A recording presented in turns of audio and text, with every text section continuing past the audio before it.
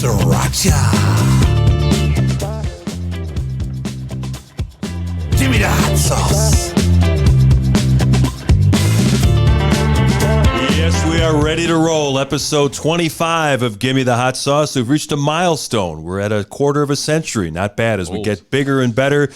Being listened to by countries all over the world. The numbers are growing. We thank all our great listeners. We thank our sponsor, Bubble Up. It's the cloud reimagined. Bubble Up is the new way to visually organize any kind of content all in one place. And John's displaying a nice polo there. The Stacey King, Give Me the Hot Sauce. I saw it. Make sure look at that. Those are available to listeners, aren't they? Oh, yes. Show it. Wardrobe change. Wardrobe change. Yeah, very nice. Yeah, If you follow the show, there's a lot of wardrobe changes. Yeah, there's a lot of wardrobe changes, especially yesterday after I saw he had a Columbia jacket on that had Bubble Up, yeah. And it was like huh? We can call Portia. Portia, if you're listening right now, Portia, this message is for you. It's snowing outside. You could really use that, you know? The rest of us from the Give Me the Hot Sauce show would like to start getting some of that A-lister equipment that you're sending. You got to wear John. it. You know what? You don't know what I do. Okay, John? I You're don't not see in you my wearing house, it. okay? All right? You don't know what I do. I wear the Bubble Up sweatshirt all the time. Nice. You should wear it on the show.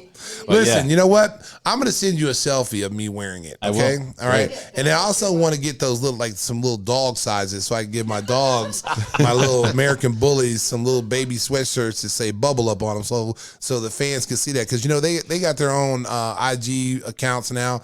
They're pretty popular. We can get that. We can make that happen for you. We're going to have Portia on maybe at the end of the show. Okay. You can talk to her Yes, I'm about going to definitely some swag. talk to her. Oh, yeah, we're definitely But talk to her. 25. Yeah, that's a nice 25. milestone. Some great names in sports wore that. With Barry Bonds, of course, as he broke the home run record wearing 25. He couldn't wear 24 because his godfather, Willie Mays, was retired. Of course, Ben Simmons? Jim Thome, the White Sox slugger, hit home run number 600 in a White Sox uniform. We got Mark McGwire, another great home run hitter from today's NBA, Ben Simmons. And our special guest today, Danny Manning from Danny Manning and the Miracles. We hate to bring that up, but we're going to visit with Danny later, talk about the 1988 NCAA Championship game. I have one more guy, Freddie Blicknikoff. Oh, he was great. Super Bowl he had MVP. so much stickum, you couldn't shake hands with him or you'd be going playing a game I got with another him. guy, too. Who's that? Who do you got? Mark Price. Ooh, Mark yeah. Price, great shooter. One of From the underrated- Oklahoma. Enid, Oklahoma. Shout out to my boy Mark. He's one of the great guys. Hey, for those of you watching on YouTube, which we always appreciate, you can enjoy all the fun. You can see Timmy Whispers over there. Normally he looks red like a lobster, but he, I don't know if it's the lighting, but he looks a little bit gray today. We got blue light. He looks blue. Later in the He show, looks blue. He's jaundiced. Yeah, He looks like he might have been choking on a pretzel. liver Might have to go finally in there failed. Yeah, we don't want to spoil it, but later in the show, we're going to talk about the experience that Whispers and Stacey had getting their first vaccine shot. We're going to have that later in the It show. might be the vaccine. Yeah, it could be. Apparently alive. Changing colors. So Timmy's been a little bit under the weather, but we'll get him going. You know he's going to drop some kind of sexual innuendo at some point in the show, so that should be a drinking game. You know, when is Whispers going to drop? Yeah, when is he going to drop that bomb in the table? We're waiting for it. We're going to start out talking some NBA and an unexpected and very pleasant victory for the Chicago Bulls on Monday night. They go into Boston without their leading scorer, Zach LaVine. And Stacey, you know what we learned last night? You can still win a game playing defense. Ooh. You know what, Mark? It wasn't unexpected. I called the upset. Okay. It was, we always call these games trap games. It was a trap game for Boston. Mm-hmm. You know, they thought that the Bulls, were coming in limping, struggling. They don't have their number one scorer, Zach LaVine, and it was going to be an easy night. And they found out differently because Big Vooch rode all over them. It was mouse in the house, free cheese all night long. He really carried the Bulls, especially when Boston came out in that first quarter and got off to a hot start. Jaylen Brown was hot. It looked like they're going to run the Bulls out of the building, but they kept feeding Vooch. They're starting to realize Vooch can play. Yeah, 29-9 last night, and he got anything he wanted. Of course, Boston was missing some players. They didn't have Kemba Walker or Marcus Smart. Who cares? Evan Fournier, the Time Lord Robert Williams. Hit the who cares, John. You know what? I don't know if I have that button anymore. Oh, man, this guy, man. We need to get him off the Hold mic, on, I got man. one button for you here. How about this one? That's not the right. That's button. not the right one. Let's move on. Let's move on. Hey, I saw a You had your stat yesterday, chance. Stacey. The Bulls are 9-6 when Garrett Temple starts, and he brought that defensive mentality. You could see that he was not going to let Jason Tatum get to his favorite spots. Jason Tatum, one of the best young players in the game, 3 for 17 from the field. He did a great job of really frustrating Jason Tatum. I mean, he didn't give him any airspace. He played him physical. You know, he got down and attacked his dribble. You know, Jason has a really good, you know, game off the bounce. You know, he does a good job of setting himself up, you know, posting up, step backs, you know, counter moves, and, you know, give Garrett a lot of credit. You know, he's been injured most of the season, but when he's healthy, when he plays, he makes a huge difference in what the Bulls want to do. And I thought he did an excellent job last night. With Zach LaVine being sidelined right now, Kobe White is back in the starting lineup. I thought he played well in the victory over Cleveland. He hit 4 clutch free throws to nail down the victory against the Celtics.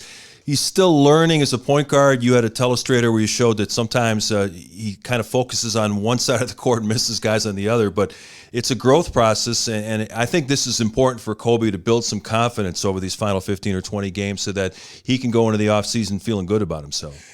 Yeah, speaking of that telestrated play, I just want to apologize to the people who were watching that last night. That was not my fault last night on the telestrated play. That goes to the truck, and I am throwing them under the bus. Yes, I am. I'm not going to call any names. Back up over them. I'm not going to call any names, but it was a perfect play. And I was telling you guys about this. Is a perfect opportunity to show teaching moment to show some of the things that, you know, Kobe is seeing and not seeing on the court. And it was a great play because it was set up nicely because they were running a double high screen. And with him and with the ball, he has a couple of options. And when you're a point guard, you're basically the quarterback out there. You've got certain reads you have to read as a quarterback. So when Tom Brady's back in the pocket, you know, he's reading his progressions. You know, 1, 2, 3, 4, where the ball's supposed to go. And the point guard is no different than an NFL quarterback. There's reads that you have to read. There's progressions when you come off those screens, what you're going to do with the ball. And so this particular illustration was, you know, Tice came in, set a screen, and then his man literally jumped out, which allowed him the dive cut. He was open. It is a split-second decision, and those are the decisions sometimes that Kobe is struggling with, the quick decisions, because he anticipates the defense is going to play it this way. And so he, in his mind, this is what he's going to see. But as you know, sometimes it's not like that. Right. Sometimes something happens, a player dictates how it's going to change, and that's what happened. He missed Tice rolling to the basket. He's wide open. Then he ended up trying to come off the screen of Vooch, who's an all-star caliber player, and missed the throwback to Vooch, right. And then he decided to drive, put his head down, and try to drive to the basket because he assumed that the shot clock was going down. So I got to go to the basket. Ended up taking a terrible shot, and they went down and scored a 3 on it. But it's a learning process, and I think with Zach being out now, you know, he's going to get the minutes. I think his attitude has changed now that he's back in the starting lineup. I don't really know if that's going to be the rest of the year. You know, but he's made some good decisions with the ball. He's had, you know, the game against Cleveland, he had like 9 assists. His turnovers were really low. And I think that's been one of the things that has kept him out of the lineup is his turnovers. I mean, he has a lot of turnovers. I mean, you know, there's one game, a couple of games ago where he got in the game, the first minute he was in the game, he had like 3 turnovers. So that's got to get better for him if he's going to be on the floor consistently. Billy Donovan said after the game, and this was a lengthy answer, he really wasn't asked about it specifically, but he said he felt like the trade kind of messed the team up, even though they brought in quality players like Vucevic and Tice. He said that everybody's roles got confused, and he said it really thought it set him back. And in your post-game interview, there was mention that the players had a team meeting and said, we got to play some defense. So it seemed like everybody got back to basics and said, let's stop making excuses. This is on us now. You know, we had less than 20 games left. We got to win some games if we want to get in this play-in. Well, it comes down to it, Mark. I mean, do you want to be in the playoffs? Yeah. You know, and so how do you get to the playoffs? You're not going to outscore people. That's not what it's all about. If you want to get to the playoffs, you got to buckle down and play defense. And it starts individually. Every man on that team has to be held accountable. You have to be able to go out there and say to yourself, I'm going to go out here and play. I don't have any help. I'm going to have to play my man one-on-one. So you got to play your guy like you don't have any help. Like if you're in the gym playing one-on-one, you're out there by yourself on an island. So you got to have that kind of mental approach. And I think these last 2 games, I thought they played exceptional defense against Cleveland, okay? But then again, that was Cleveland. And so you're saying, well, Cleveland's not that good, yada, yada. So, but last night, they put back-to-back defensive efforts together. It's probably been the best I've seen them play defense in stretches in a back-to-back situation all year long. And they really got after Boston. And I like the way that they rebound the basketball. They kept Tristan Thompson off the boards from getting second chance opportunities. So they did a lot of things well. Now the whole thing is maintaining that defensive intensity the rest of the season. You can't say, okay, we did it 2 games now, then let's go back and revert to non-playing defense. Speaking of defense, our old guy Tom Thibodeau is getting it done out in New York. They've won 6 games in a row. Your boy Master Luke must be enjoying this right now. Huh? Yeah, he's been really quiet. Master Luke's been really quiet. Even though normally when the Knicks suck, he was always still talking trash. My Knicks are better. But now that they're winning, you don't hear from him anymore. He's not like I know if the Bulls were winning, I'd be over there talking trash to him. So he's been really big. He just purchased his first house. Is getting ready to be retired soon. So shout out to Master Luke. Yeah, Master Luke. Yeah, shout out to you and your Knicks. I know you're happy right now. I know deep down you really want to rub it in my face, but don't get too excited. I don't know if you're gonna get past the first round. Speaking of teams trying to advance, the Milwaukee Bucks lost for the second time to the Phoenix Suns last night. And there was a little bit of a controversial call at the end of overtime where they whistled a foul, which was very questionable to decide a game. Yeah, it was. It was tough. I mean, it was a great night of NBA. We didn't have a national telecast. It was our own, so we had all our looks, and our producer went nuts with all the replay looks, and it looked like Tucker, elbow inadvertently when he went up, and I don't know why he was in that position, but it was. But that's one normally the officials will let go. You hate to decide a game on a touch foul at the end of overtime. Yeah. Hold on, when you say you don't know why he was in that position, you don't know why he was in. Well, position I mean, to take he was that already. shot? I think it was it Holiday? Holiday was all over him. He had pushed him all the way almost to the bench. The shot he was going to take was going to be a desperation heave at the buzzer. Yeah, and then PJ Tucker kind of came over, up, and his elbow might have grazed his elbow. Yeah, I think it did grazed Devin Booker's elbow, and that was the call. And then they looked at it, and they didn't even. And the thing is, the shot actually came after the buzzer. Yeah, but the foul came before the release. So he got 2 free throws with 0.3 of a second left. Coach Bud wasn't overtime, happy. Game over. Yeah, it was a great. I mean, talk about between Steph Curry going to Philadelphia and in that game, and then our game. It was exciting. It was exciting. How about that battle of the Curry brothers? Seth was trying to guard Steph, which is forget about it. On this role that he's on, he's averaging about 40 points a game over the last 10. He had 49 last night. Stacey, 4 of the last 5 games, Steph Curry's had 10 or more 3-pointers. I mean, the guy is the greatest shooter of all time, but to put that kind of a streak together just boggles the mind. I will say this, Mark. We have this discussion all the time. You heard BJ talking about it. Mm-hmm. There's certain guys in this league that should not shoot threes, even if they're open. Okay, Steph Curry is the one guy, and Klay Thompson is the other guy. That it doesn't matter how many times they shoot threes; those are great shots for them. They just can make them. They're pure shooters, and Steph Curry is not only is he a pure shooter, but he is a shot creator. He's a guy that can shoot an off-balance three, one-legged, from 30 feet, he can knock it down. I mean, he's unguardable. And when he's hitting threes like that, now he's smart because now he's like, okay, I got you now, baiting you now to play me tight, to try to get up on me and run me off the three-point shot. He has the ability to put the ball on the floor and then still be able to get to the rim. Since he's hurt his tailbone a little bit, he's trying to kind of stay away from the drives now, unless it's like a complete direct line and he's open. But he's trying to stay away from that. But when you're shooting the ball like he is from the three-point line, why would you go in there? 3 is better than 2, according to analytics. How about our guy Jimmy Butler calling out his teammates, calling them soft? And Miami's right around 500. They're kind of treading water right now. They'd be in the play-in situation, and this is a team that people thought would take a jump after making the finals last year. Well, I mean, the reality of it is that they're going to look back on this and had the opportunity to get James Harden. And all you would have had to give up is your 2 shooters, Duncan Robinson and Tyler Hero. And which sounded at the time to Miami probably like, oh, no, we can't get rid of those guys. They're our shooters. We need them. Yeah. And now you look back on it, and now you got Jimmy Butler saying the team is soft or not playing hard or whatever he said. I didn't really see what he said. I'd heard about it, but I didn't really see it. But it's typical Jimmy. It's one of those situations where they're not playing well.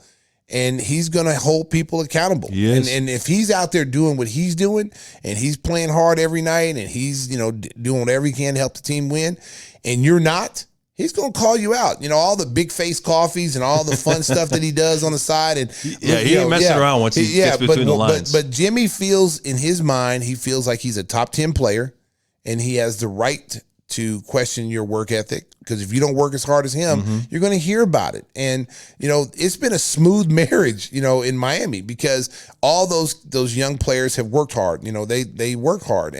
But for some reason this year, outside the bubble, because they were the surprise team in the bubble last year other than Phoenix, these kids are not working as hard anymore. Tyler Hero is not having the same season that he had last year as a rookie. And so people have figured him out.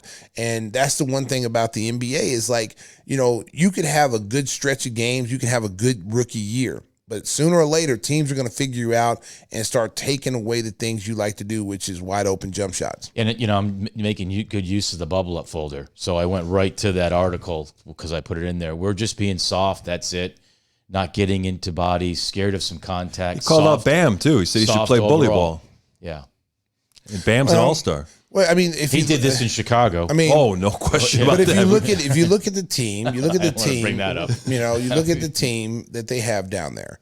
Duncan Robinson's not going to scare you with intimidation. No. I mean, he's not that type of player, but they play a role down there. If they're making shots, you look a lot more menacing. When you're not making shots, teams go at you. And how do you, if you want to really get into a shooter and change the way they play, you make them defend.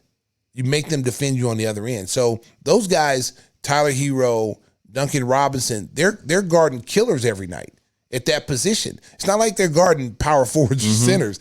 They're guarding ones and twos, and they have to defend those guys. And that's how you defend shooters. You make them work on the defensive end, so therefore late in the game, they don't have the legs to shoot. And that's what teams have figured out. Play them physical. When they come off screens, punch them, bang them, punch them in the mouth. Jimmy's going to play physical, so that's not going to be an issue. I think Dragic is physical for a point guard, but there's a couple of young players there now that teams are starting to figure them out. Now, have they made the adjustment on them?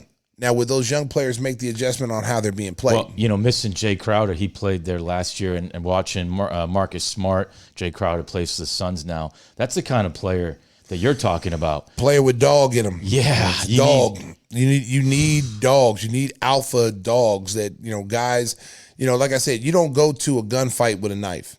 And you look at a guy like, Jay Crowder, and you pair him with Jimmy Butler. They play together in Marquette, so they have an understanding of each other. They push each other. They're very physical. If there's a fight, you want Jay Crowder or Jimmy Butler in your corner. If I got to get in a fight, I don't know if I'm going to take Duncan Robinson. I don't know if I'm going to take Tyler Hero. One of my favorite things was when Jimmy Butler got into it with, was it Nene? Nene, yeah. And Stacey's call, man.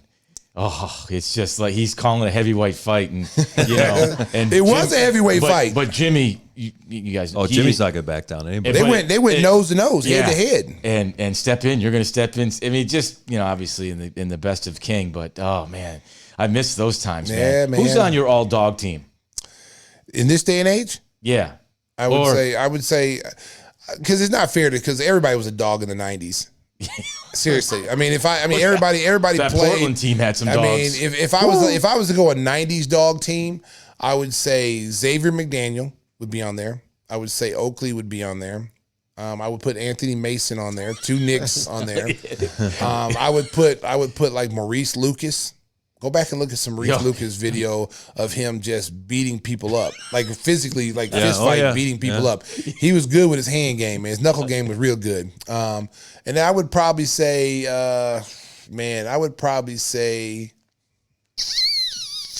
it's interesting who my fifth guy would be. Yeah, I'd put Rodman as a dog. I put Bill Laimbeer as a dog too. I didn't like playing against Bill Laimbeer, but I would have him on my team. Because he Rick Mahorn. I mean, there's a lot of dogs. Yeah. There's also in this league there's a lot of cats. You got it for every dog. You got to have a cat. Yeah, the famous Coach Prescott. Meow. I need dogs. I need dogs. I don't need cats. Meow. The cat. Meow. I don't need that. We'll get that in the bubble up folder too. Yeah, get that one. Yeah, right. But there are some cats out there. There's some guys. There's some guys in this league that that wolf a lot, but deep down, if it came push to shove, they would not want to get in the mix up. I say Draymond Green is. I say Draymond Green plays a great role for, Golden State. But I just think, like, he wolfs a lot. Like, he's a guy, like, if it really came down to a knuckle game, like, I'd like to see what he would do. Like, if someone challenged him, like saying, like Kevin Durant. If Kevin Durant would have challenged him when he got yelled at in LA that time, I would like to see what Draymond would have done. Because Steve Kerr, people don't know this. Steve Kerr tested Draymond Green out his first year. Steve Kerr went at him in the locker room. They had to be separated. Steve Kerr don't mess around. People think Steve Kerr's got that good old boy, the next door neighbor. Yeah, next door neighbor that dates your daughter type of guy. Well, didn't he go after MJ? He's a killer. Didn't he? He didn't back down. No, he didn't back down. He went after me. He went after you. Yeah, he got choked. But he went after me. When they were in Cleveland, when we played Cleveland in the playoffs, Danny Ferry hard fouled Michael Jordan, I think I want to say game 5 in Cleveland. I mean, the game, Michael was going for a layup, and Ferry came out of nowhere and just, like, cleaned his clock. And players had to be separated. And then they took Danny Ferry out the game because they knew there was going to be retaliation, which there was. There was going to be major retaliation. And they took him out of the game and hit him. Didn't come back. Okay, didn't come back. He was only put in that game to do that. And then they hit him. So we come back to Chicago. The game plan was payback. We're going to get Danny Ferry. We don't care what point of the game it is. We're going to get him. And Cleveland knew this. They knew this. So they didn't play him because they brought him in there just for that specific thing to try to hurt Jordan. So they didn't bring him in. So he comes in garbage time. We're killing Cleveland. It's like we're up 20, 25 or something. And so they put him in the game. It's like the last 4 minutes of the game. So they think it's over. They think the hit's been canceled. They think the hit's off. Don Corleone they think they called off the hit. The hit is on, baby. The Chicago, we don't forget. We do not forget. So they bring him in the game, and the crowd's booing him because they knew. Boo, boo. So the game plan was before the game. Phil said, listen, when this kid comes in the game, take him down. No matter what he does, take him down. Hard foul him. Get him back. And so everybody knew the game plan. The hit was out. The mob boss made the hit. The hit was out. So he didn't come in the game till like the last 4 minutes of the game. So I was in the game. Will was in the game. I think Cliff Levinson was in the game. So we had our second team out there, and we were just killing them. And so he comes in the game. So the game plan was like, we were talking like, the hit's on. All right, whoever gets, if he gets to the basket, we know what we're doing. Everybody's agreeing. So play comes up. I'm on the opposite side guarding, I think, Mike Sanders or somebody. And he was in a pick and roll, and he dove to the basket. Will Perdue had a chance to get him. Will Perdue had a chance to get him. He could have did a Luka Brodsky on him, but he didn't do it. Will let him go. So I'm watching the whole play transpire because I'm like, okay, Will's going to get him. Will's going to clothesline him or something. He's going to get him. Will let him go. Why? I think he thought the hit was over. I think it was late in the game. I think Will just probably said, it's not worth it. The game's over, whatever. No doing it. Well, Stacey King didn't think the game was over. Stacey King was programmed the hit was on. So I'm like a Terminator. Yeah. I'm like the Terminator. No one has reprogrammed me to say it's not off. It's not on. So I see him, and so I fly. From the opposite side of the court. He's going up looking like he's got a pretty layup. He thinks it's sweet. He's posing. Man, I jacktated his ass. I came out like I played football. Like I was a free safety. Man, I tore his ass up. Took him out the air. Boom. Nailed him. And then I kind of walked over him like Pippen did Ewing. Yeah. I kind of walked over to him. Bench is clear. Because now Cleveland knows what happened. So the bench is clear. So you got Hot Rod Williams, Larry Nance. They're all jaw jacking. Scotty was in the game with us too. So Scotty's, trying to hold me back, and I'm walking past the Cleveland bench like, do something. What are y'all going to do? What are y'all going to do? So I'm walking by the bench, and Steve Kerr was the only one that challenged me. He came up to me. He's like, that's effing Bush League. And he's cursing at me. And I'm looking at this little dude. I'm like, man, I said, yo, man, get out of my face. And so he was like, so he starts getting in my face. I should kick your ass. And I'm like, and then when he said that, it's just impulse. I grabbed him like he was a tube of toothpaste. And I just started squeezing him. I just started squeezing his throat. And he was like, you know, and I'm like, you little worm, you know. And then so they broke it up. Scotty pulled me off of it, and so then I had to go to the locker room. And then after that was over, you know, MJ came. We went in the locker room, and of course I got fined and got in trouble for it. But back in the day, all fines. Yeah, you know, yeah, the mob boss paid it off. You know, hey, you know, you do. So we get in the locker room. And MJ came up to me and basically said, "Thank you for getting them. I appreciate you having my back, yada, yada, yada." So that was pretty cool. So what was your conversation like with Steve when he joined the Bulls in '93? You know what? It was me and Steve were cool, though, before that. Like, because I played against Steve in the Final Four at Arizona. When he was at Arizona, we beat them, of course. And Steve had his worst game ever as a collegian. He would tell you that against us, and Mookie just frustrated him. I mean, I think Mookie just like basically put handcuffs on him the whole game, and after the game was over, he threw the keys and said, "Thanks, you know, free yourself anytime." He couldn't score, but we were cool. Steve is cool. Steve is a friend of mine, but it was just the heat of the moment. Sure. In a situation that required a payback. That's how the '90s were. If you get one of ours. Like what in my man Sean Connery, you put one of them in the hospital, we put you in the morgue, right? There you go, Whispers. Whispers. Yeah, that's a movie line. It's a movie. Yeah, see, but that's how it was. That's how it was. If you do something to us, we're gonna get you back, and that's just how it was. Just like in baseball, if you do something to show a team up, you're gonna get a fastball in the ear hole. It's just the way it is, and everybody knows it. Now, like Houston. Was that like when you guys played back in the day? Was there any retribution, or did you have to? I got to fight in a rec league game. Yeah, you're not going to fight. What kind of person is going to fight in a rec league Wait game? a second. No, there was. Yeah, thank you. It happens all. I hear it all the time. You fight in a rec, you do it in a rec league game. That's why I don't play in rec leagues. Then you got an anger problem, man. Who's fighting in a rec league? Not me. I'm just. You were thrown out of it. You never choked anyone in a rec league? Yeah. Have I ever? Yeah. What? Yeah. What? Oh, here it comes. He's got selective amnesia, I think. No, tell me where. What? I'm not going to bring up names. They might be listening. We hope they're listening. We're hoping they're listening. Yeah. No, tell a story. Oh, there was, geez. Oh, you said there's more than Before we one? get started with this. There was a few. Okay, we're not listening to Whispers. We're not. That's a different story, different chapter in a different book. We're not listening. Whispers got too much information on me. Whispers to go back into his Pfizer coma. Yeah, So we'll talk about that coming up later. Put him back on ice. Stacey mentioned the 1988 Final Four. We're going to reflect more on that with our special guest. Danny Manning is next. Cheated. Give me the sauce. Give my Highway ring. robbery. Give my ring, Manning. Give my ring. The hit is on. Saucy.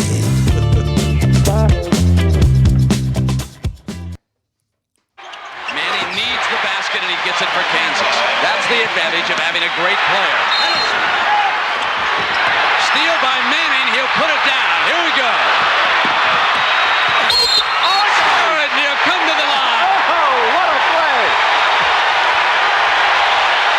I am shocked, Brent, that they can play a 50-point half against Oklahoma. Absolutely shocked.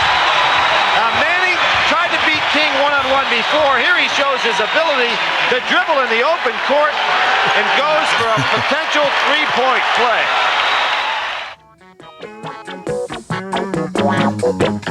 Oh, yes. Memories from the 1988 NCAA Championship game, the University of Oklahoma against KU.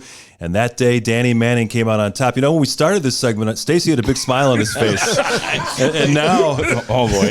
Boy. I'm getting a two-piece. I'm about ready to jump across the table on our little producer over here, Stinger. John was doing some Mr. homework. Comedy. Unearthed that piece of audio. Yeah, that was uncalled for, John. First of all, we had a meeting yesterday. You didn't say anything about this kind of stuff. It was a surprise attack, okay? Well, let's get to Danny because, I mean, it was his game, and you're always telling me to put some bump backs in, so I just thought it would be nice. Let's welcome in our special guest today, the great Danny There's going to Manning. be some fights in this room. There's going to be some furniture moving. Longtime rival of Stacey King during their days playing at Kansas and Oklahoma, respectively. Of course, Danny had a long career in the NBA. He's been a head coach on the college level, now doing some great broadcasting work. Danny, thank you for joining us on Gimme the Hot Sauce. And when you heard that audio, what kind of memories did that bring back? You know what, that brings back a lot of memories, but more so just for where college basketball was at that point in time. You know, when we were playing in the Big Eight, I mean, every night we played up against an NBA quality player, whether it was, you know, you talk about the Oklahoma team that was so talented, but even in our league, Derek Chivas, Jeff Grayer, you know, the list just went on and on about the competition that you faced, whether it was John Starks at Oklahoma State. And so for me, I just reflect back and think about all the great battles that we had and how much fun it was. I remember, you know, coming up and as a freshman and my first couple of years in the Big Eight, and I could just remember how competitive it was. Like every single night, man, it didn't matter who you played. You go down to Colorado, who used to be the bottom of the Big Eight, and they would play you tough. So there was no nights off. You know, you talk about Derek Chivas, you remember Mitch Richmond, Norris Coleman, you know, Ron Kellogg. You guys had all that talent that you had at Kansas, Greg Dreiling. I mean, it was Pony Thompson. I mean, there was so much talent in the Big Eight. It was probably one of the best conferences during that era. Yeah, I believe so. I mean, night in and night out, like you said, no easy nights. Then you look at that draft class that, you know, the guys that got drafted during our era in the NBA. I thought that was a pretty special group as well. Now, Stacey doesn't like us to bring up the that NCAA championship game that often. I mean, every time we bring it up, he kind of gives us a dirty look like, what are we talking about that for? You know, bring up the punches, Tyson, which is his famous line. When you look at that game, Stacey always reminds us that they beat you twice during the regular season. And what was different in that championship game? What was the attitude in the locker room when you're getting ready to take the court, knowing that they had beaten you a couple of times and you'd have to turn the tables on? What was the game plan going in? Well, the game plan for us going in was, you know, we knew defensively they were going to heat us up. They had terrific guards, especially led by Mookie Blaylock. So we knew we had to take care of the basketball. But for us, we just wanted to go play and have fun. We were playing with house money at that point in time. You know, we were playing 30 minutes away from our campus, and no one expected us to be there. But every time that we lost a game, and, you know, we lost a lot of games that year, we watched the film. Coach Brown would always tell us, you're this close, you're this close, you're this close. And so for us, when we got to the Final Four, we had a level of familiarity with both teams because we played them during the regular season. And, you know, we went back, we watched tape, and Coach Brown made all his corrections. But at the end of the day, we just wanted to go ball and have fun. The one thing I remembered about you guys, you know, even though we beat you, you know, during the regular season twice, and it's always tough to beat a team a third time, the fact that we couldn't stop you. We were always able to stop everybody else, and that was our game plan. It's like, okay, Danny's going to get his. We know that he's a great player, but let's shut everybody else down. And the one thing that we saw in the finals is guys stepping up that we did not account for. I mean, you guys had a walk-on football player, Clint Normore. He's in my brain every night because this is a guy who wasn't a scorer. You know, he was just, you know, a football player. And he came in and played huge. You had, you know, Chris Piper. You know, we knew he's a rebounder. We knew he's, you know, tough guy. But we didn't account for him to do the things he did in that game, and Kevin Pritchard. We knew you and Milt Newton were the two best players, so we had to try to slow you guys down the best we could. But it was those other guys that came, the miracles, as they call them, that really, really caused us some problems. You know, Stacey, for us during our run, that was kind of our MO throughout the tournament. We didn't know who it was going to be. But every time we played, somebody had a really good game. You know, whether we were playing at the Pontiac Silverdome to go to the Final Four, Scooter Berry plays really well. Kevin Pritchard comes back from an injury after the Big Eight tournament, and he, you know, played well. Milt did his thing. So every game, it was just somebody different that did a little bit more than what they normally do to get us over the hump. You know, you mentioned Oklahoma's great guards. Stacey always tells us that those little guys that screwed up at the end, they didn't get him the ball. That was the problem. Yeah, that could be a problem. I kind of agree with him with that one. Yeah, those guys were those, but you know what? Their team, it was always fun to play Oklahoma and Coach Tubbs' teams because it was going to be fun. It was going to be an up and down affair, and there were going to be a lot of points to it because Oklahoma always pushed tempo and they controlled tempo. And when they controlled it, they like to get up and down. And so as a player, you always enjoy playing those types of games, especially for us because, you know, our coach, Coach Brown, I mean, he's a great coach, the best coach I ever played for. And, you know, he doesn't like to play that fast all the time. So for us to play up against Oklahoma, It was just, hey, let's just go hoop, let's go play and have some fun. Let's go back and look at that first half, because you guys kind of tricked us. You kind of lulled us into thinking that we were going to play a fast-paced game. You guys were going to try to run with us. And so when we went in at halftime, we were excited because we felt like you guys could not keep that pace. That was something you guys were not, you weren't doing all season long, and that we kind of felt you were out of your element. So when we came back at halftime, after halftime, we were like, okay, we finna run these dudes out the gym. And then all of a sudden, y'all slowed the pace down. Y'all went back to the KU that you normally are, spread the floor, isolation, and let you beat people off the dribble and create. So what was your thinking after halftime? Was that your Coach Brown's, game plan, is to try to run first, tease us, and then pull back? Yeah, I mean, going into the game, I don't know if Coach Brown wanted us to run at the pace we ran in the first half, but everything was going so well. The game was close and things of that nature. Now, we got in at halftime, and he was just like, okay, guys, now we need to play at our pace. Now we need to make sure that we dictate how things go. And so for us, we're looking around like, hey, it's 50-50. We're balling right now. What you talking about, Coach? And so he was like, no. We've got to do some things differently. We got to do what we did to win ball games from this point forward. And that's kind of what we went to. So you're right. We slowed down the tempo and we got into more of our half court sets. And, we had a lot of guys, especially Milt. Milt doesn't get enough credit or attention for the game that he played in that championship game. I mean, he was spectacular.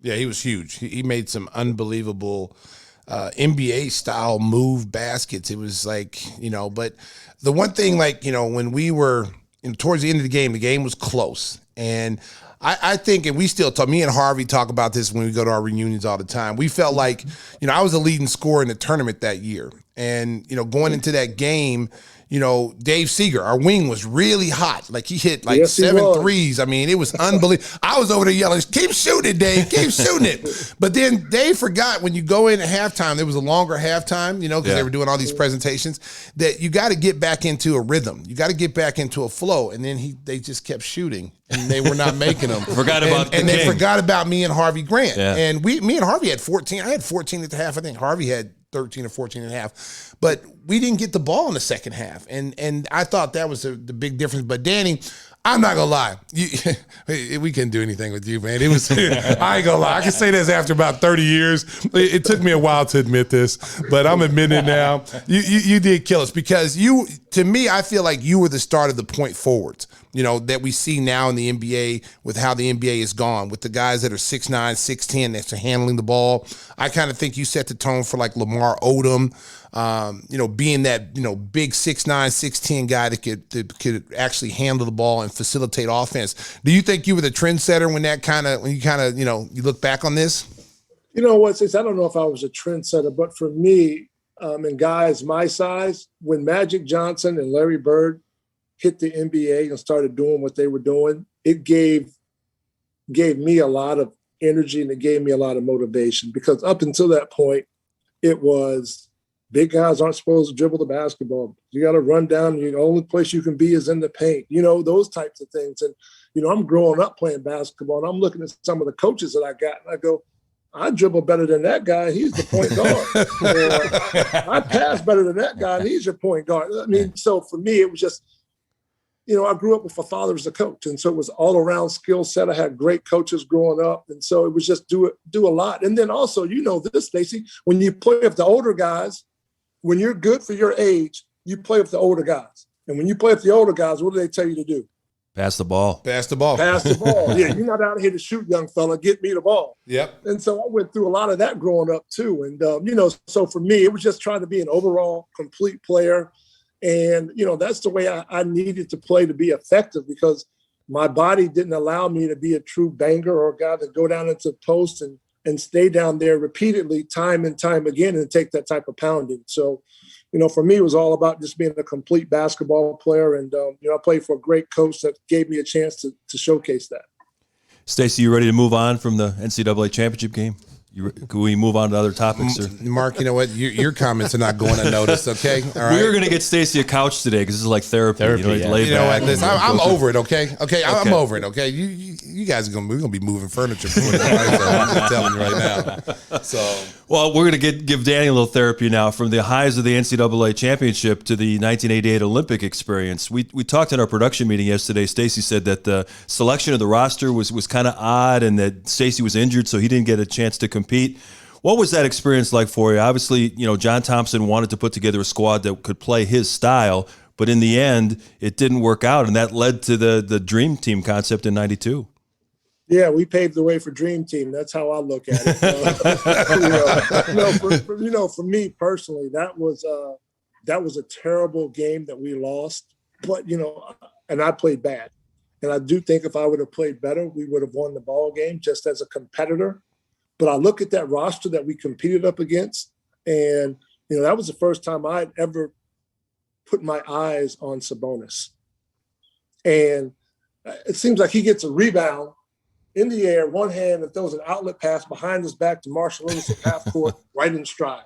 And then I'm looking around like, oh boy, oh man, these are men we're playing up against. And so, it was a difficult experience because of the way that the U.S. had dominated Olympic basketball with so many gold medals. And so not to achieve the goal was very disappointing. You're proud to represent your country. And I thought the team we had was a really good team. I just thought that they were better that night. Without question, they were better. They were more talented in terms of their experience in the game because they were pros. Mm-hmm. And, for us, we couldn't keep up. And I think if we'd have played them in a series, I think it would have been a really competitive series. But, Sabonis was really good. I talk about, the experience that we had with John Thompson during that Olympic trials and, how I came away with so much more respect for him. I knew he was a tough coach, but when we got down there, we kind of saw how tough he was. He always made us walk to practice at Colorado Springs from the dorm. When we were at Georgetown, he had a pulse of what everybody was doing. Like if you went out, he knew about it. So you didn't want to do anything because you knew he would find out about it. But I had a great appreciation for him. He ended up being a very, very good confidant and a good friend for me. What was your experience like with him? It was, especially as I continued to mature and I got into the coaching realm. He was always someone that I enjoyed spending time with. It was always a warm embrace. But you're right. I mean, we're playing for John Thompson. We're in that gym on campus. And, you just think about, man, Pat Ewing was in here. Patrick Ewing. This is Hoya paranoia. This is where it all started. Yep. And then you get out there and you hear his baritone voice. You hear those whistles blowing. And it's like, I still remember things that he said to us as a coach. The common sense ain't so damn common. Yep. When somebody makes a mistake or do something. And so for me, it was an experience that I really appreciate over time. But I thought it was tough when we were there. We're practicing 2 times a day. We've got 3 meals in, and we're back in our room, done with everything by 7:30 or so. Yep. And then we're ready to do it again the next day. And you're just like I believe in my heart one day he went to sleep while we were running drills. Yeah. He was just blowing the whistle. Yeah. He's just like, I remember him getting mad at us and saying somebody messed up a play or didn't do something he wanted. He said, "Get on the line," and then he just blew the whistle and he just kept blowing the whistle and we just kept running. And remember, Miss Finland came down and said, "John, they're gonna miss the meal." And if it wasn't for Miss Finland, Mary Finland, we would have still been running. That we probably be running right now in our 50s. Yes. So, but what, really, like you say, a great appreciation for who he was, what he did in the game of basketball, and the way, he paved the way for a lot of us without question, especially in the coaching ranks. And so you really have a great appreciation for what he did. But he was certainly a very challenging coach and someone that made us all better. Danny, let's move on to your NBA career. Unfortunately, you suffered a serious knee injury early in your career. And when you look back on your NBA experience, what are your overall thoughts? Do you feel like that injury really hurt what kind of player you might have been in the league? You know what? I don't know, because that was not the hand I was dealt. I blew my knee out 26 games or so into my rookie year, and that's all I know. And then I did it 2 more times throughout the course of my career. I will say that my college experience helped prepare me to go through that type of adversity, because I had a teammate in Archie Marshall, who was actually from Oklahoma, who blew his knee out a couple of times, and I saw him rehab and get back. And so that gave me a different perspective in it, because when I blew my knee out, Bernard King was in the midst of his comeback from an ACL. And at that time, those injuries were almost considered career threatening. So I feel very fortunate and blessed to make it back. And that, to me, is probably one of the marks that, if I'm going to say something I'm very proud of, is being able to come back from 3 of those throughout the course of my career. So, I don't look back on what would have been. The only thing that I projected when I hurt my knee each time was, I'm still 6'10", so if nothing else, I can be a true post player. That is true. I will say this though about you, Danny. I know we've faced you with the Clippers and in Atlanta, and you used to give us problems. I mean, on the scouting report, it was always like, put pressure on him, pressure him up the floor. Don't let him come up the floor and make decisions with the ball. He'll cut us apart. So we always respected you offensively in the way you do things. That's why when I look at today's game, and you see how many big guys like LeBron and all these guys that can handle the ball, that can initiate offense, and you just, you go back and you go, man, we had guys in our era that did that. There was not a lot of them, but we had some really good players, and you were one of them. Well, thank you. I appreciate that. But I look at, like, when we came in the league, it was the size of the league was so much bigger. You know what I mean? Yeah. I came in the league, I'm playing a small forward. Harvey's playing small forward. Detlef Schrempf, Derek McKee, James Worthy. I mean, you got guys that are 6'9", 6'10", playing the small forward spot. And, you look at today's game, and I think the international flavor in today's game is something that, for me, I think you would have been a tremendous player. You were a tremendous period. But in this game, because of being able to score the basketball, there's a premium now on offensive basketball skill set. I mean, you watch it day in and day out when you're calling your games, but the offensive flow and the creativity that coaches use, the spacing on the floor, I enjoy watching it. I think it'd be fun to be a part of it in terms of as a player, but it's fun to watch because I think you see more of a general overall skill set and people are appreciating it more. Danny, we always like to ask the guys that come on that played during Stacey's era, their reflections on the Last Dance documentary. I think today is the 1-year anniversary of when it premiered last year, and it's amazing that 1 year has gone by already. But when you watch those clips, what stood out from your own personal experience of going up against Jordan and Stacey and those great Bulls teams and seeing how Jordan looked back on that time? Well, I might be one of the only few people that didn't watch it in its entirety. Wow. I was navigating getting fired around then. So I was more important life things going on. Yeah. I had a few other things going on my plate. So I watched a few of the episodes. You know what? It was fun to see. I thought the creative genius of when it came out and what was going on at that time hit at a perfect time. And for me, I lived it.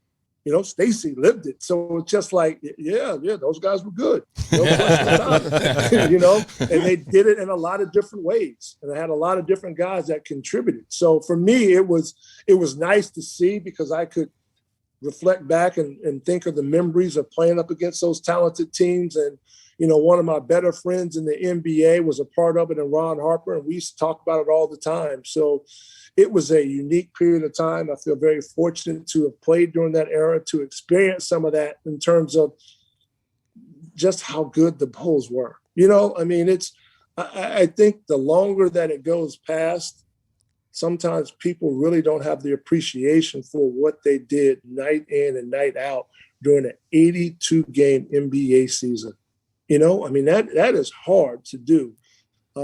it's hard to stay healthy for an NBA season, yeah. and let alone to play at the level that they play at and to win games at that level.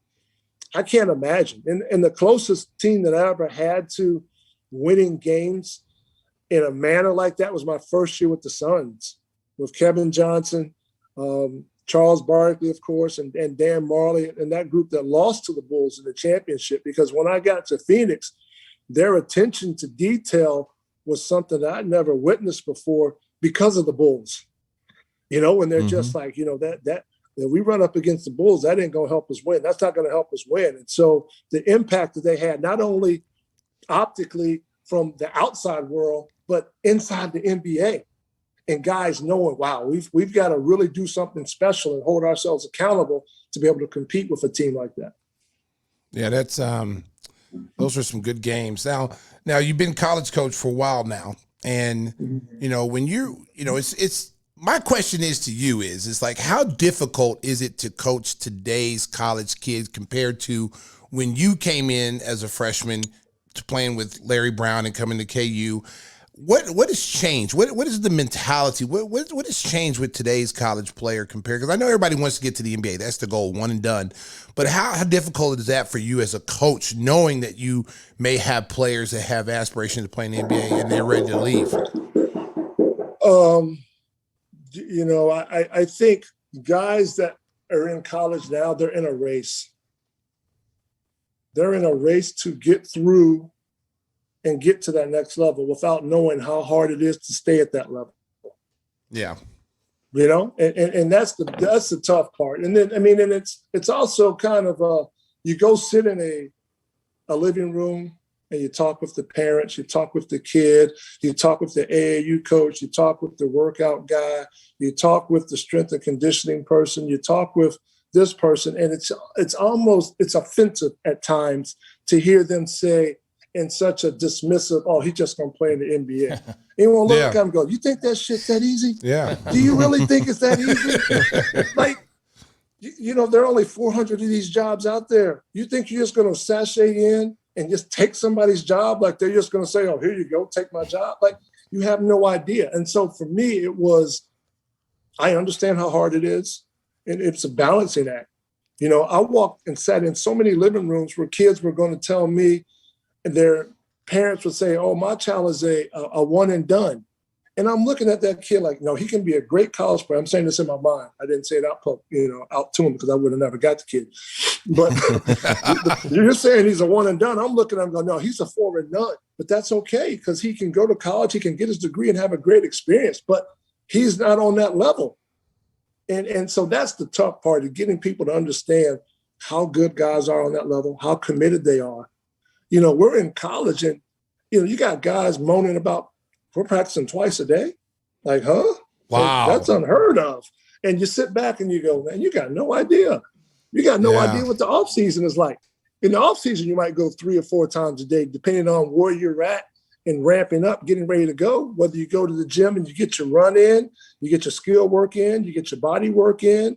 Yeah, you know, I mean, there's so many different things that you do. So them understanding exactly what it takes and that it's a job is a tough concept for them to understand right now because they only get the bits and snippets on the social media piece or on TV, and they don't see everything that goes into it. They don't understand what goes behind the millions of dollars that LeBron puts into his body to prepare himself for an NBA season. Yeah. Yeah. Yeah, Danny, we mentioned you're doing some broadcast work this year. Is your ultimate goal to get back into coaching at the major college level? I would. Yes, absolutely. I mean, I like sharing. I like teaching. I like the interaction with the players on the court and sharing. I've been very fortunate and very blessed on my journey, and I feel I need to play it forward. And so, you know, now it's just a matter of finding the right opportunity that I feel really comfortable with and going from there. You know, I've only coached at 3 places, you know, assistant at Kansas, head coach at Tulsa, and head coach at Wake Forest. And for me, it's about being with people that I like, people that I enjoy working with. And, you know, that's kind of where I'm at right now. So I'm in the midst of trying to figure out a few things. And, you know, I've been very fortunate to have a couple opportunities, and we'll kind of see what the future holds in the next week or so. The one thing I know, because I help Oklahoma recruit. I'm one of those. I come out of the closet. I'm like the closer, Mariano Rivera. When they get close to one, they call me, and I know what that means to kids, because they know who you are, they know what you've done, they did their homework on you. What is it like when Danny Manning walks into someone's home?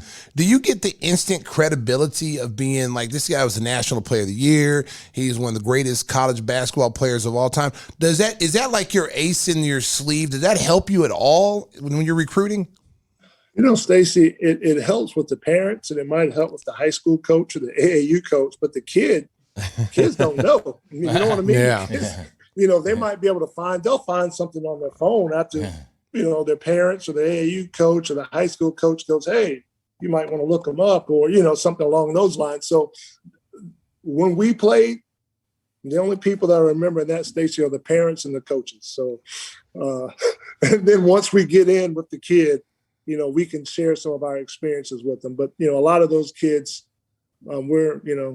we're old, Stacey, man. That's just the way it is right now. That's just really crazy, because I remember when, guys like Don Haskins came into my house, and how impressed I was and knew his background and the story behind him. When Larry Brown and your dad walked into my house, I knew who they were. Like, I really knew who those guys were when they came in. And it's amazing that these kids nowadays don't really know the history of not only college basketball, but even the NBA, because if I saw Danny Manning, if I was a kid and I saw a coach come in at 6'11", walk into my house, I obviously know he played for somebody. He did something special, because there's no way in the world he just walked around and just picked apples off trees. So it's amazing. It's different. It's different. Today's generation, these kids have so many different things at their disposal, and the crux of it is the phone. It's great, but it's also something that limits them. There are a lot of times, you got guys that, and you see it, they'll take the phone. I'm in the lab working, and document everything with their phone, or put up something on Instagram. And then you sit down and you watch them play, and it's just like, man, you ain't gotten any better. What are you doing in the lab? And so, getting guys to understand putting in the real work that's necessary. I think that's one thing. It's the attention that's out there right now sometimes grabs a lot of these kids and leads them into a place that sometimes they can't get out of, because now it's being done for entertainment and opposed to love. Danny, I remember you playing. I lived in LA. I was a Clipper fan. I remember how hard you worked. Oh yeah, with the big brace, we used to go to the. You were the guy, huh? Sports arena. We used to go to the sports arena. Those teams were great, though. You mentioned Ron Harper, Doc Rivers, but take me back. I wore this jersey. And I hope that you remember this moment. Oh, here we go. The king of the props. I'm wearing this Bo Jackson jersey. And it's too tight. But I remember the day. It was like Danny Manning Day at Kauffman Stadium. You threw out the first pitch, and Bo Jackson. Don't bring that up. Whoa! And he skipped. Footage of that pitch? I tried to find it, but I remember not the pitch. He booed you. It was Bo Jackson. The way he skipped across the diamond and came up to you, and the look on your face was like, "What is this guy?" He got your autograph. I think. How great was that? I remember that. It was cool. Our whole team was there for the opening, whatever we were celebrating, opening day or whatever. And Bo Jackson comes out. And it's like, this is Bo Jackson. This is the dude that Bo knows everything, right? That's the football, the baseball, the shoulder pads, and the bat and the commercial. And you look at him, it's like, goodness gracious. But that was a fun moment for us, to spend time with him and, George Brett and all those guys, because, Kansas City, the Royals, a big thing. So it was a great experience. Was that after the national championship? It sure was. That sucks.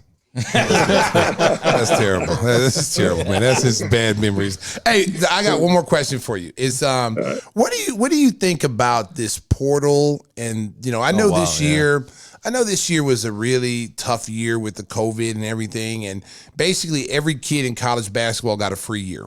And now you've got this portal, and you've got all these kids now jumping in this portal, going to different schools. What is your take on that? Do you think it's good for college basketball, or is it just really good for the player?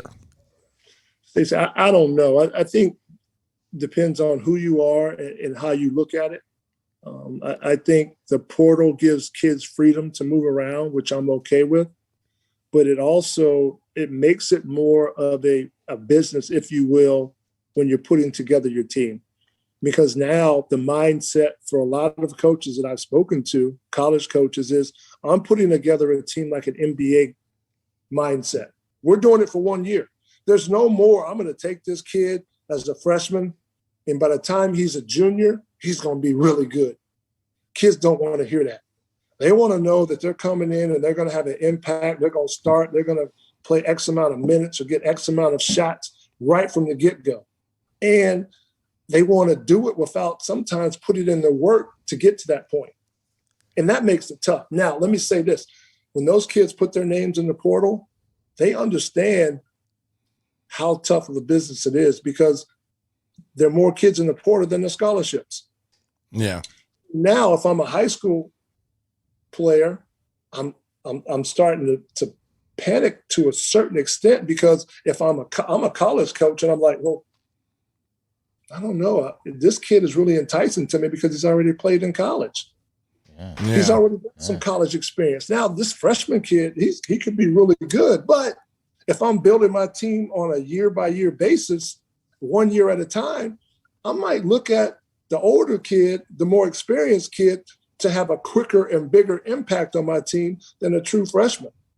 So there's so many ways to look at it, but that's how a lot of the college coaches are looking at it right now. It's like a freshman kid or a young man that's 19 or 20 years old that's been in college basketball and has a level of experience. Very similar to the JUCO route back in the 80s. Yes. When all the like Billy Tubbs used to just raid the JUCOs. That's how we got Harvey Grant.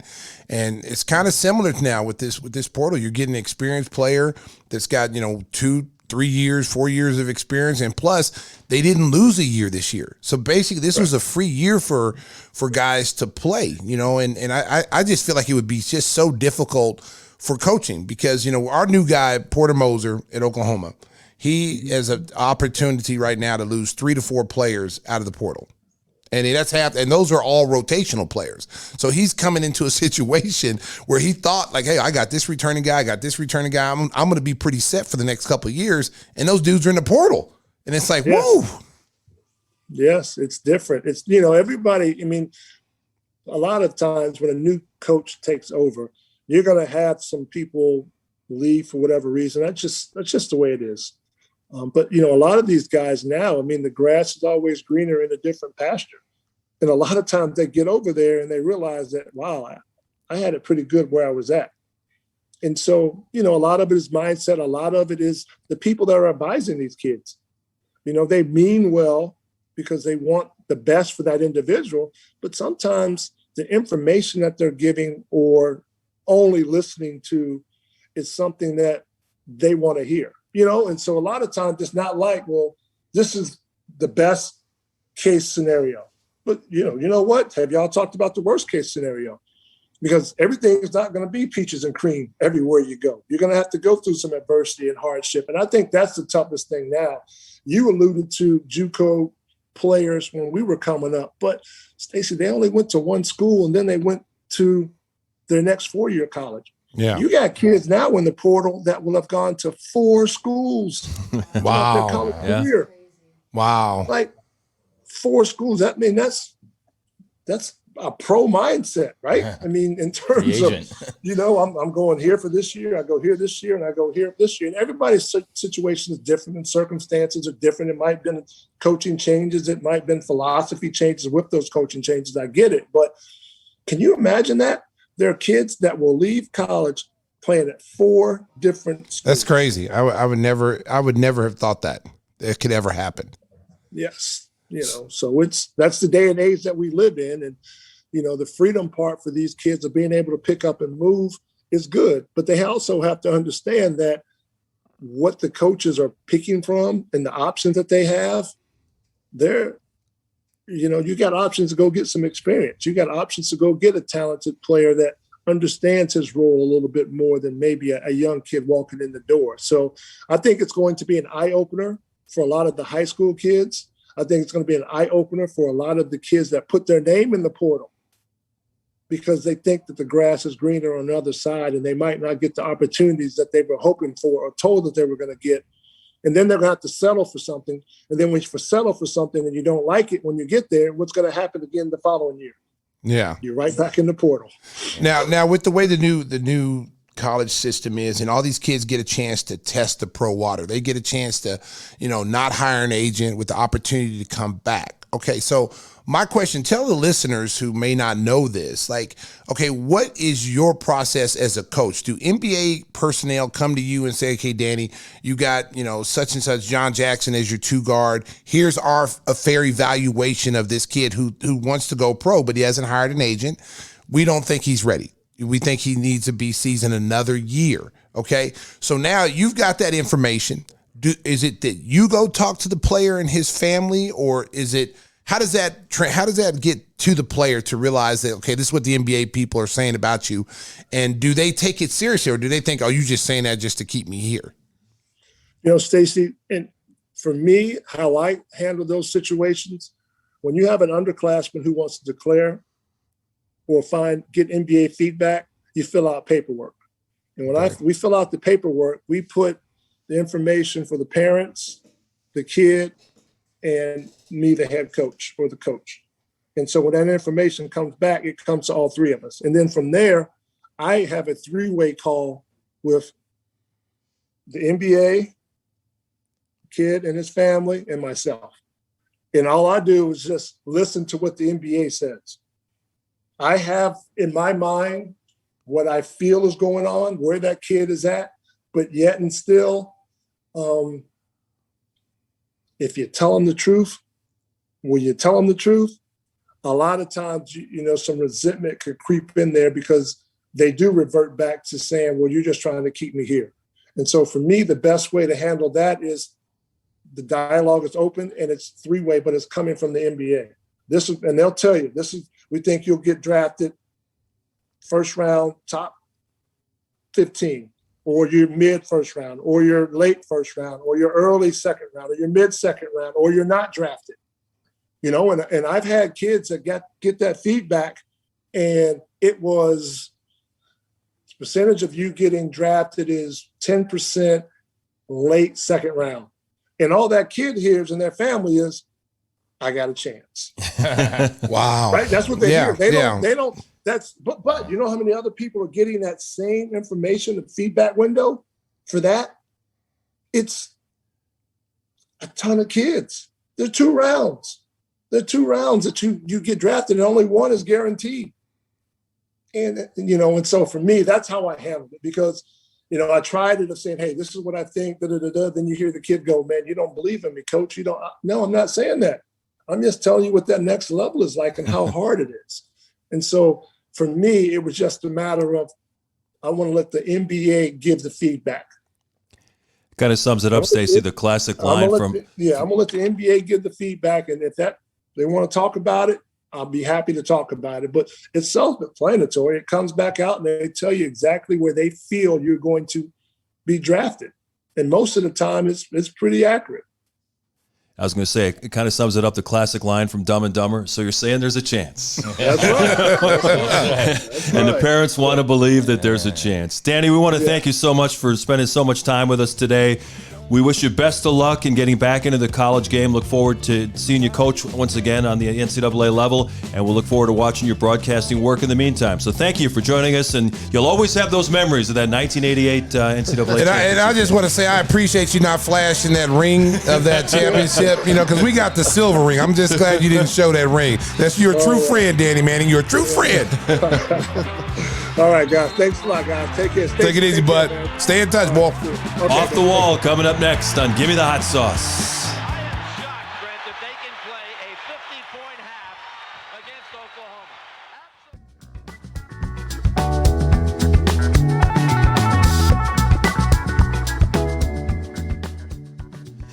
A lot of fun catching up with Danny Manning, at least for most of us, as he told stories about the NCAA Championship game. We're going to go off the wall now with something a little bit different. For those of you who are regular listeners and viewers of the show, you've seen Stacey's American Bullies. They were here for the last round, which was a lot of fun.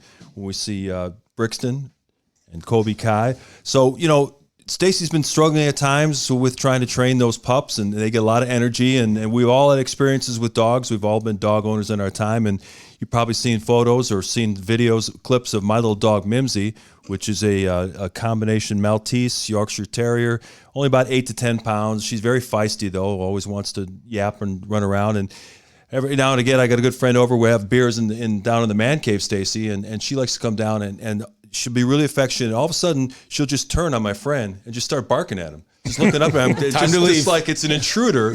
You know, she loves the guy, and then all of a sudden she'll just turn on him. You know, and start barking. So we decided we had to figure out some way to stop that. So what we tried to do was got those little they call them zap mats. You put them in front of the door if you don't want the dog to run out.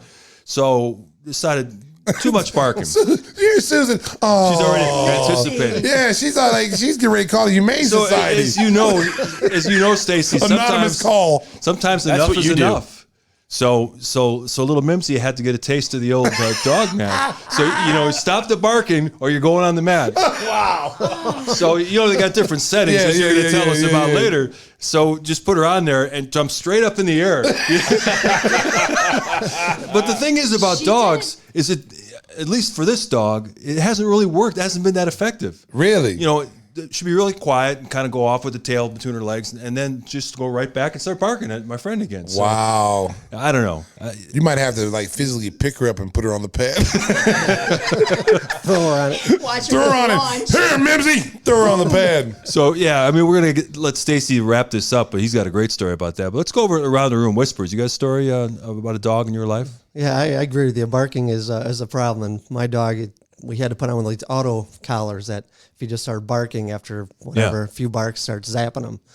And he had it on, was outside, just barking like crazy for 5 minutes. And I'm like, this dog won't shut up. It's 1 in the morning. How big of a dog is this? 25-pound King Charles Cavalier. And so we, he wouldn't shut up though. And it's pretty loud for a little dog. Susan's just falling in love with everybody's dogs. So little, the little dogs. The little dogs. Why are you so mean to the little dogs? The yappy Hello. dogs. I'd like to make an shut up. anonymous call to the Humane Society. Yes, we have some people that are mistreating dogs on the Give Me the Hot Sauce show. So yeah, he keeps barking. So I figure I'll throw a can at him and kind of Which is always a good strategy. Yeah, exactly. Drunken stupor. Nobody knows how dry I am. Shut up, dog! Well, it's better than the beer bottles he usually gets. Humane Society on line There's 1. Susan again. Yeah. Oh. I don't recall that chapter from dog training school. Well, the can hits him right in the shot collar. Somehow. I thought at least it didn't hit him in the head, but it goes off, and as he's running back in the house with the red LED shining on the snow, comes in the house, barfs on the floor, and is having a little bit of a convulsion. Had to take the collar off. Gives the new meaning to auto-tune. Yeah. Oh my God! I just let him bark after that. So you almost he got sick because of the shocks. Yeah, he came racing back to the house, and this thing, because it wouldn't shut off then after it got hit by the can. How'd you get the collar off then? I cut it off. I grabbed scissors.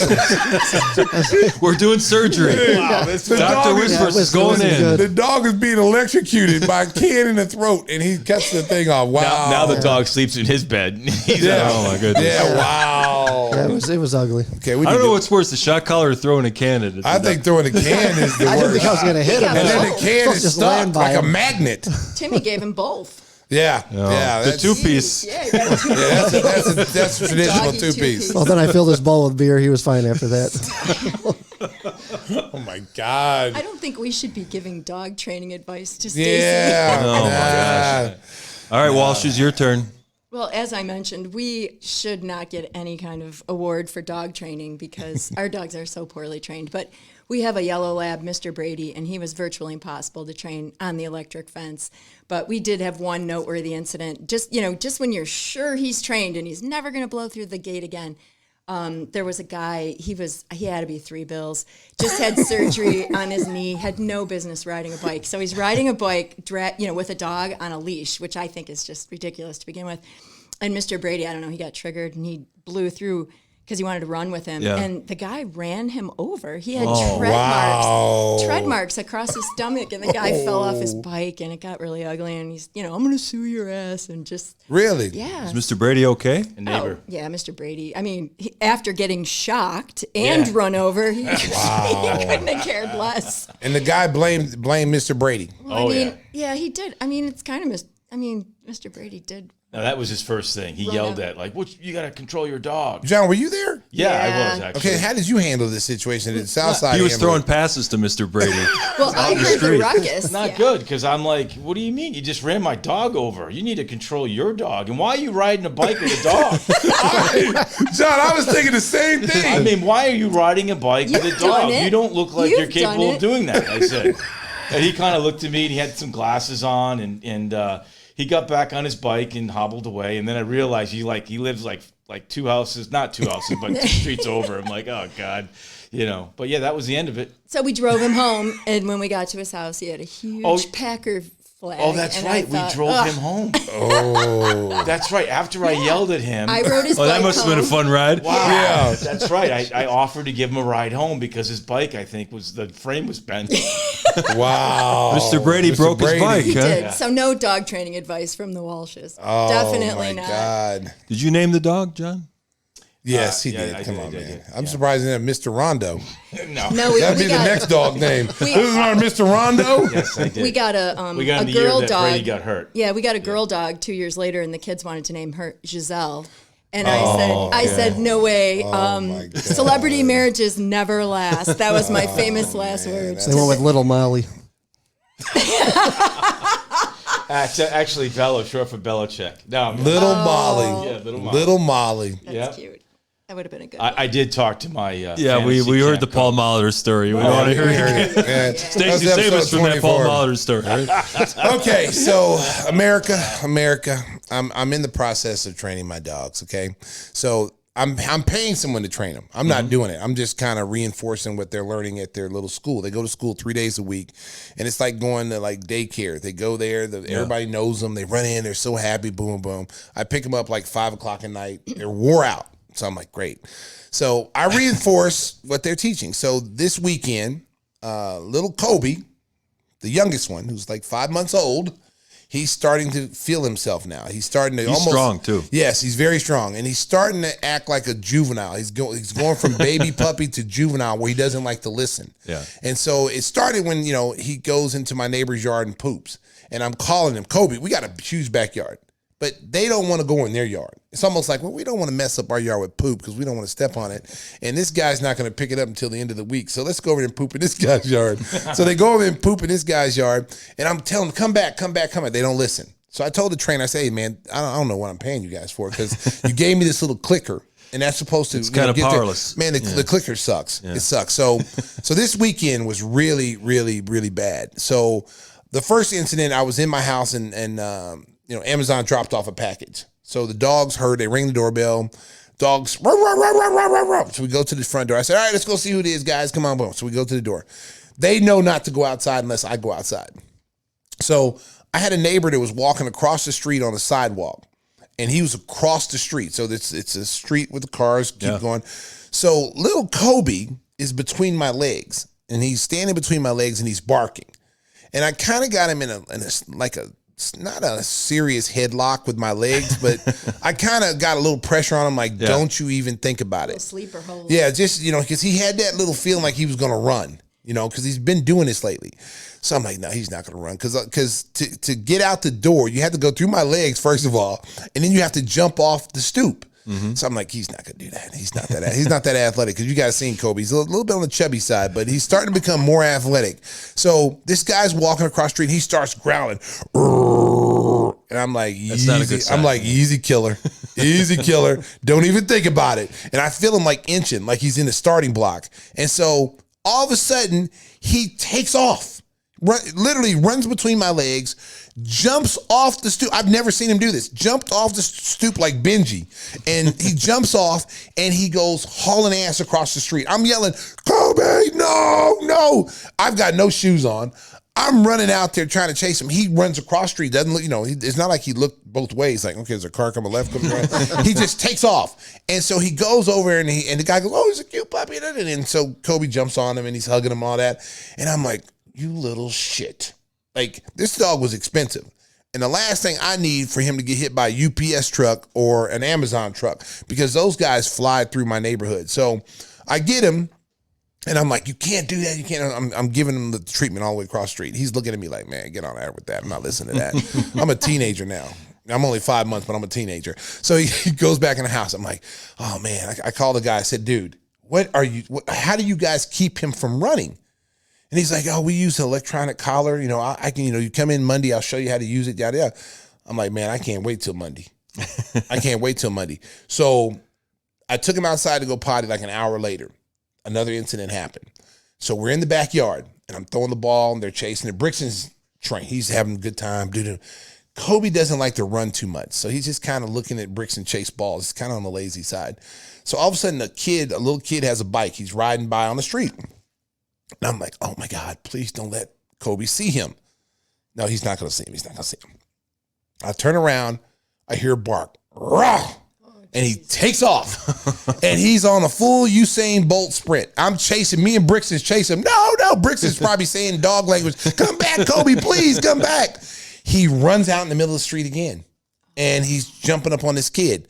I said, oh, no, hail to the no. This is it. I'm getting me an electronic collar now. So I have a choice. I said, let me go online and see if, I can get it from Amazon. Because, Amazon has everything, They sell cars. They sell, women's clothing, men's clothing. I mean, they sell everything. So I go online and look at this electronic collar. I do my homework on it and see if they have this one particular one.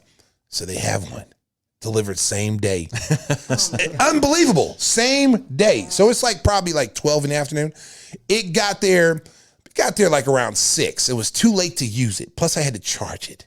So I said, okay, I'm going to charge it up and I'm going to use it tomorrow. So I couldn't wait. So I was like, oh, Kobe, I'm going to get your ass. I'm going to get you do that again. So I tried out myself because I want to see how it feels, because you have to try out the settings to make sure that you don't fry your dog. So I think that's recommended. No, you are. You're supposed to. You're supposed to try it on your neck. You're supposed to. You're supposed to try it out. It starts off like in 1, it goes up to 16.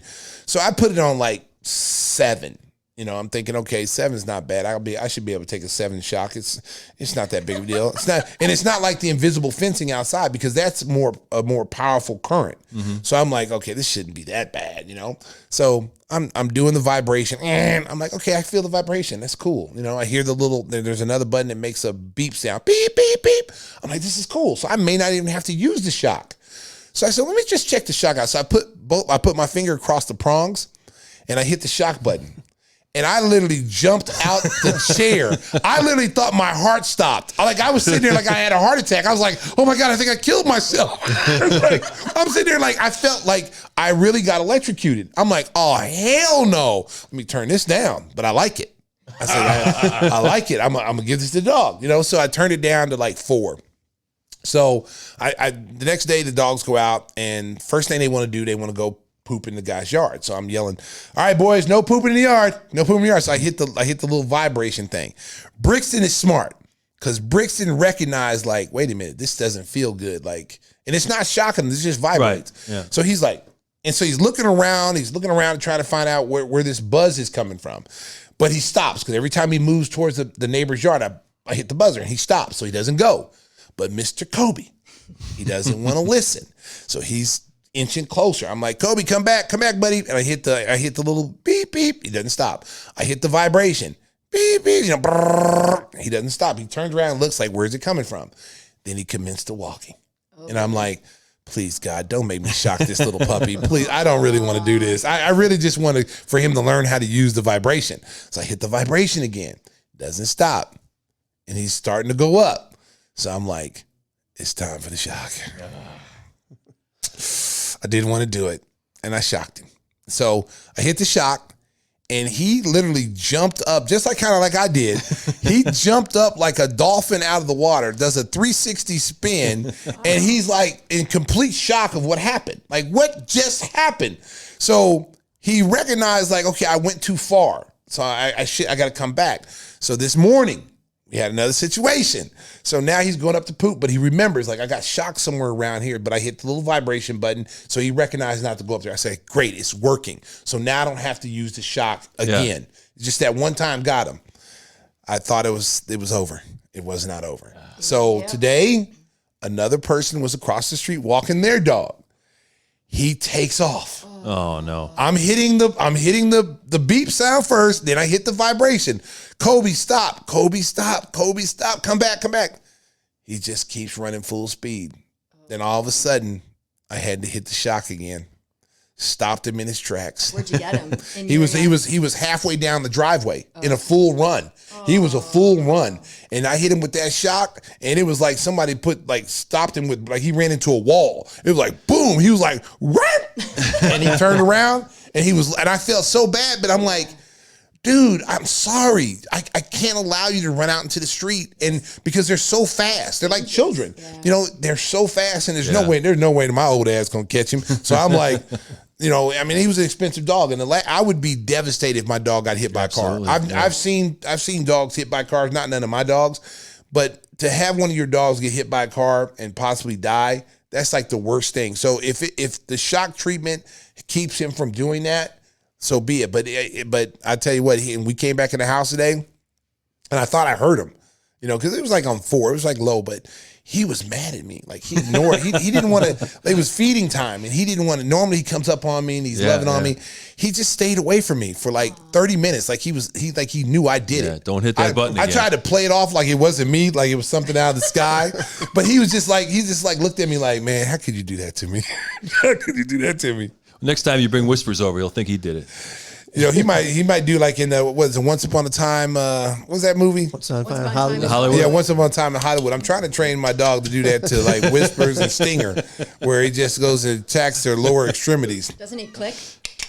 Yeah. Make sure you get to the right house, though. That's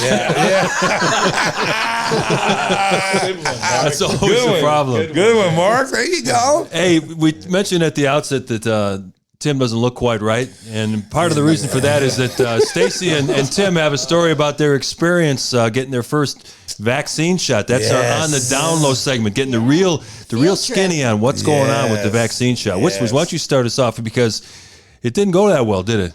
Well, first I got talked into it by. You weren't going to go otherwise? I don't know. Yeah, I talked you into it. Now I'm the blame. And I texted him when I heard that. I said, Tim, what did you do? He said, I went with Stacey. Oh, my God.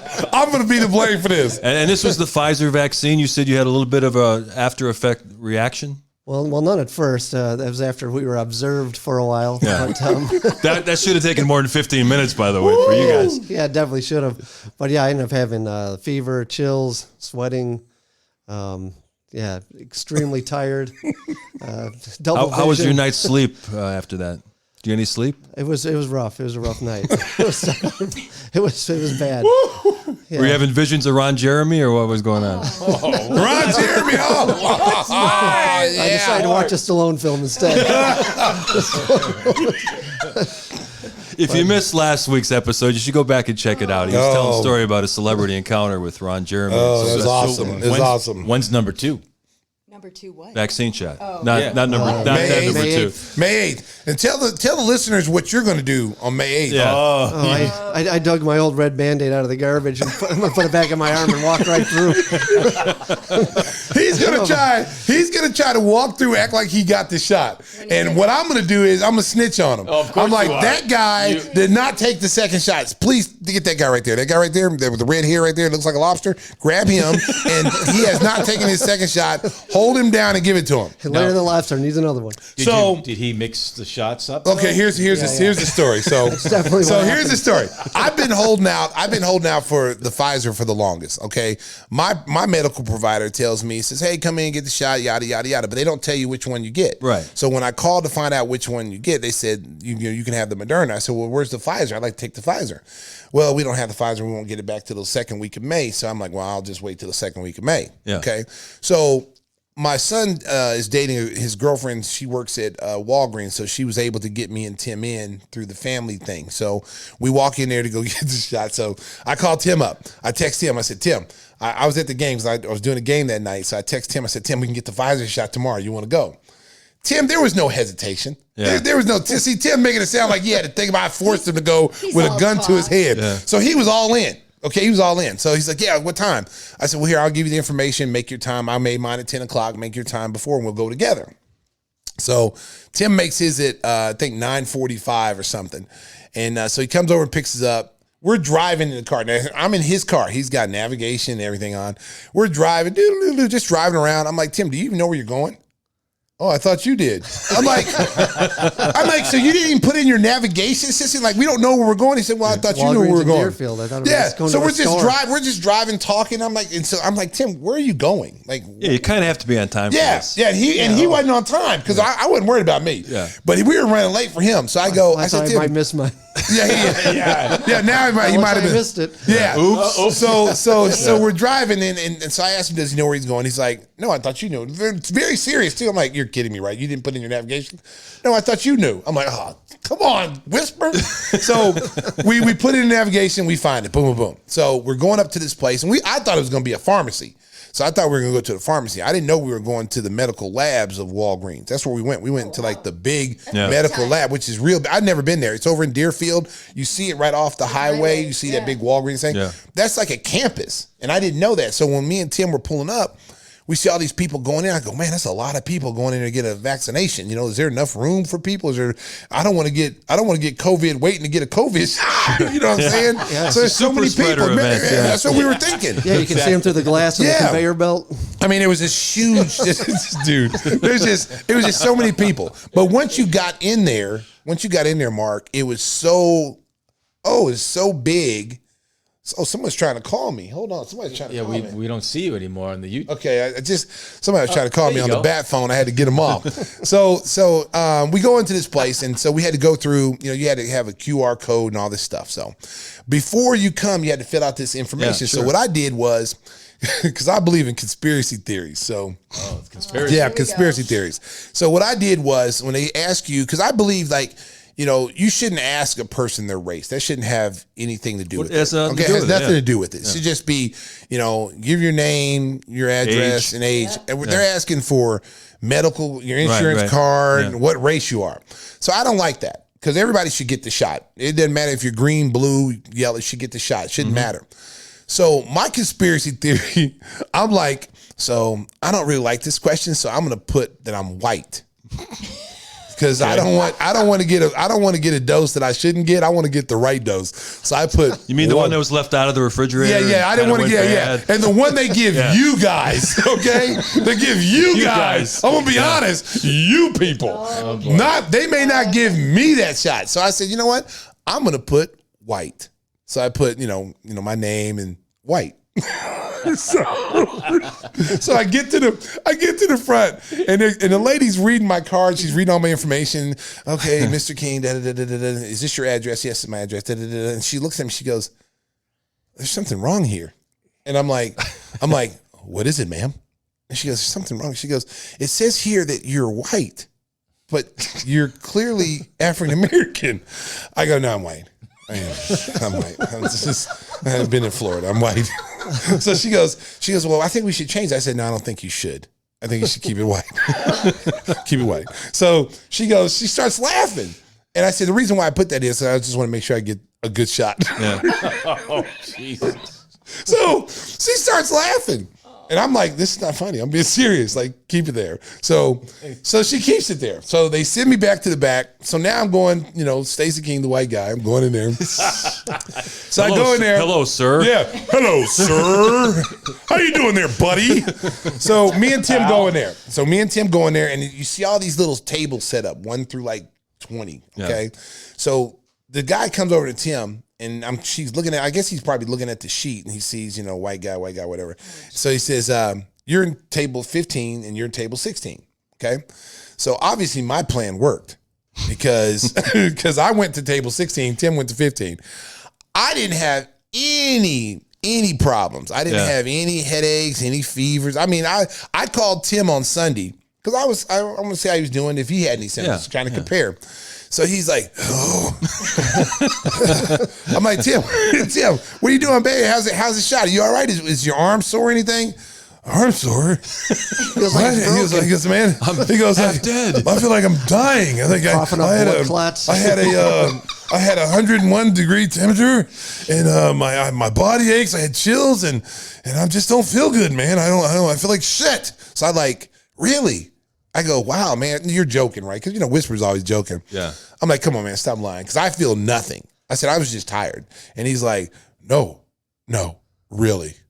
I was really sick. And I'm like, oh, I'm really sorry to hear that. And so then his wife, Maureen, she didn't want him to go. She said, don't go. She's a conspiracy theorist too. Don't go. It's worse. Get the nanobots. Yeah, nanobot. Yeah, don't go. No, SkyTech, they're after you. Don't do it. So when he was sick, she was like, I told you not to go. See what happened? You should never follow Stacey. Should never listen to him. So then Tim says to me, he goes, yeah, I don't think I'm going to get that shot in 3 weeks. So I go, oh, yes, you are. Because if I go, you're going. And you make him and go I first. told him, I said, Tim, listen, it's just rare. You're not going to be sick the second time. Your sickness happened now on the first shot. You probably won't be sick on the second shot. I'll probably get sick on the second shot. Usually the second shot's worse. Yeah. So I said, So you got that to look forward to. So you have, which is nice. So he's like, I'm not going. I'm going to dig in the trash can and find my little red Band-Aid and slap it on my arm and then walk through and say, I already got the shot. And I said, oh, hell to the no. I'm going to snitch. I'm telling. Oh, yeah. You know me. Yeah, if you commit listen to the show, you know Stacey's going to snitch. I'm snitching. Then I got dragged more into the conspiracy with Maureen. About. Well, I'm going to get my first shot tomorrow, and I checked the I checked the white box, so I should be okay. You should be okay. Oh, you know what? It would have been funny if you hit African American and see where you would have gone. Are you getting Pfizer or Moderna? Pfizer. Okay, yeah. I would love for you to hit that. I'm just going to roll up my sleeve tomorrow. I'm going to say, give me the hot sauce. Hey, I'm going to tell you something. Though. It's not as bad as people think. People, when you get that shot, people are like, oh, my God, I've seen videos, people screaming and hollering. Right. So when the lady came with me with the shot, I was like, I'm expecting this huge horse needle. I'm like, okay, where's this big needle? What channel are you watching? Yeah. No, but no, it's on YouTube. They have video of people actually like fainting and screaming and hollering when they got don't like needles. They don't like needles. Yeah, so they come out. So they come out with this needle. It's like not even a big needle. Yeah. And I was just like, and she hit me with it. And I go, is that it? She's like, yeah, that's all. I'm like, good. So then me and Tim walk out. After getting a shot. So we had to wait 15 minutes because you're going to have to wait 15 minutes too. Right. So we got our mask on. No one knows who I am. They can't see me because I got a mask on. No one knows me. So I'm sitting down too, so you can't see how tall I am. So this guy walks up to us in a suit. He obviously works for Walgreens. So there's hundreds of people in there. He seeks me and Tim out.